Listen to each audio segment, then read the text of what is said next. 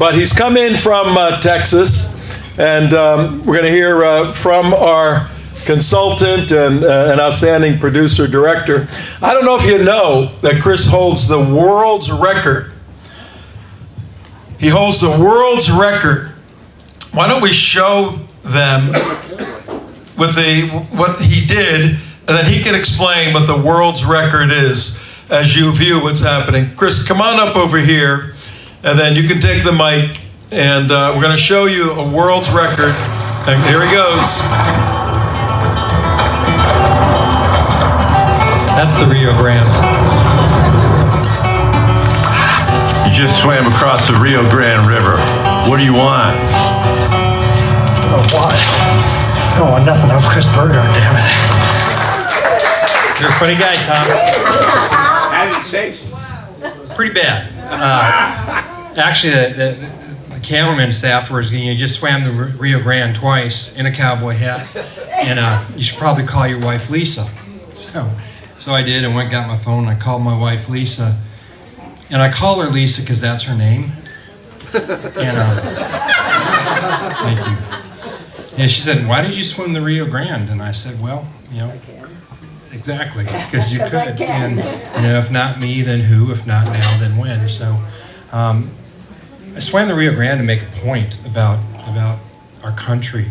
As Sam pointed out, as President Reagan said, if you don't have secure borders, you don't have a nation. That nation will not long survive. And as we've seen throughout Europe, you erase the borders, you erase the nation state.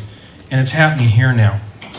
And a lot of that is because in any war, you have your troops, you have your munitions, you have your battle strategies, and then you have your PSYOPs division, your propaganda.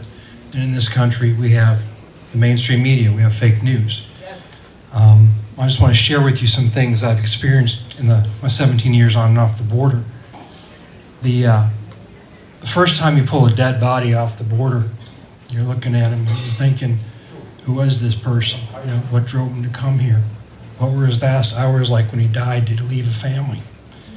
And the biggest thing you're thinking is, don't get any of that fluid on your shoes because it smells so bad. If it does, you gotta throw your boots away. That's something you don't see on fake news, is the smell of death that comes from the border. The first time you sit with a rape victim, a woman that thought she was coming to a better life, and the cartel coyotes have raped her, they're just broken. The first woman I sat with, it was 75, 80 degrees out. She was in a winter coat and she was just shaking so bad she just couldn't stop shaking. She'd been left alone for 3 days. Second one I sat with, girl's probably about 16, 17 years old, and the cartel coyote who raped her was a snot-nosed kid that just grinned at me because he knew nothing was going to happen to him. It wasn't. We waited for Border Patrol. Border Patrol came. He was held overnight, sent back, went back, taking another load over next day. He gets $1,200 a load, and that's a lot of money when you're a kid coming from Mexico. But you don't hear about those stories on the news. You don't hear about the rape trees. Anybody here heard about rape trees on the border? Okay, a few. So what a rape tree is when these groups come across, what the cartel coyotes will do to impress upon their load that they are the dominant authority, bringing them across the border, is they'll take a woman, a daughter, a wife, often with family members in the group, and they'll have these trees, and they'll put down sometimes blankets, sometimes just soft sand, and they'll rape them within earshot of their families. And then to prove that they did that, they'll take their panties and their bras and they'll hang them up in the tree. And when we first came across those back in 2005, the media did everything they could to destroy us, that we'd made that up. ACLU came in against us, Southern Poverty Law Center. They couldn't cover up the truth. You can't keep the truth down. You ask any rancher down on the border, Texas, Arizona, yes sir, they'll tell you they have these on the ranch. My buddy John Ladd's got them. You don't hear this in the fake news. They don't tell you these stories. As it was mentioned earlier, when we're losing in some cities and states more people to fentanyl and heroin overdoses than we are car accidents, that fentanyl and that heroin, that's just not coming because the cartels want to diversify. That's coming from China. That is being put into our country as part of asymmetrical warfare against the United States of America. National security begins on the border. And those of us that have been on the border for years have known this. You talk to three-letter guys down there, you talk to local sheriffs.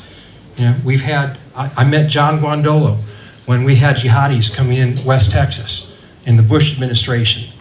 And the local sheriffs all knew it. Local sheriffs, Texas Rangers, we all got together and protected this one ranch because these jihadis had come across the border. Sinaloa cartel brought them across. And down on the border, it's not a brown and white issue. You have families on both sides of the border. And when this woman, this rancher, reported that the jihadis were being brought across the border, Sinaloa cartel went to her sister in Chihuahua and said, you tell your sister to shut the F up, we're going to cut her head off and take it back into Chihuahua. So we protected that woman. That story never made it into the mainstream media. Just as in that same county, small county, Hudspeth County, when the Mexican military was escorting the cartel loads of drugs into Hudspeth County, they were facing off in shootout wars with Texas law enforcement. But you didn't see that on CNN. You didn't see that in the mainstream media because they're not telling the true stories. During the Obama administration, my buddies on their ranches were seeing groups of Chinese come through, but the Border Patrol agents weren't allowed to talk about it. I'm filming down there, and they're under gag orders, not allowed to talk about it. We can only talk about the people coming from the top 5 levels in the population of interest, and we can't talk to you about anything from China. But at the same time, on my buddy's ranch, they were seeing Chinese folks come through there with very advanced navigational equipment, and what they were doing is they were mapping through the Vickers Ranch how to get into the United States of America, how to get around the Border Patrol checkpoints. And while the Obama administration was saying to us that wasn't happening, they were also putting rescue stations in these big pastures in South Texas, where you go to these. There's a tower there, and there's water. So you come there, you're thirsty, you're dying of thirst. Press the button, you get water, but also then it alerts Border Patrol, and it says that press the button and you'll get help, and it says it in Spanish, it says it in English, and then it says it in Mandarin. So when the Obama administration is saying we don't have a problem with people breaking into the country from communist China, they're still spending a lot of money to put up these high-tech rescue towers in South Texas. That's reality versus what's reported. It's a war down there. My friends Mike and Linda Vickers, they have to carry guns to go water their stock, and they're not alone down there. Linda goes out one day, and her dog Gretchen, her German Shepherd, comes back and drops a ball at her foot like she wants her to throw it and play with her. It's not a ball, it's a human skull.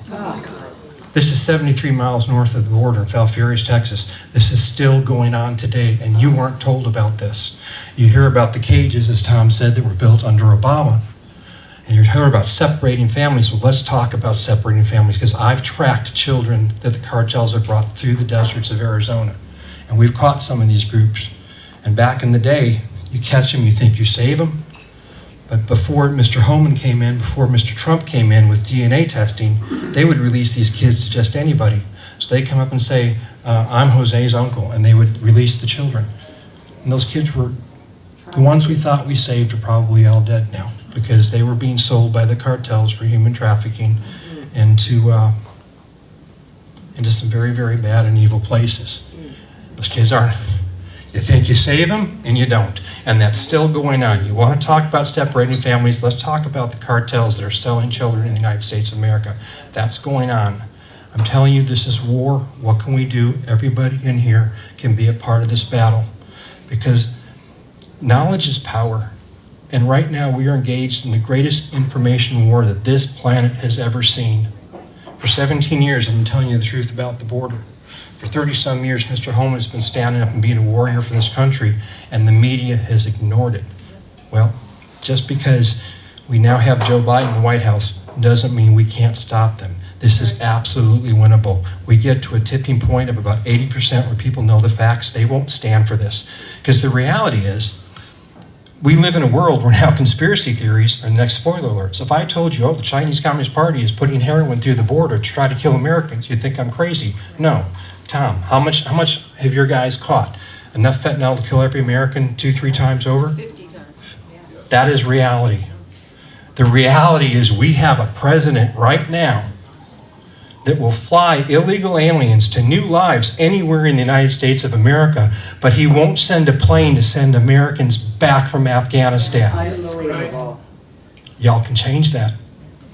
Thank you for being a part of this, and ask God to give us some prayers and hope we get this one right. Amen.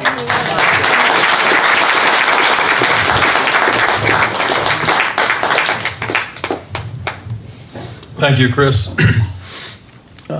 Before we bring up our special guest, everyone in here is a unique individual. We thank you from the bottom of our hearts for being here. Many of you know about our organization, the United West, and Jexit. Some of you are new. We're basically committed people to the four objectives for the United West: defend the Constitution, defend the State of Israel, defeat Mohammed, defeat Marx. Pretty simple.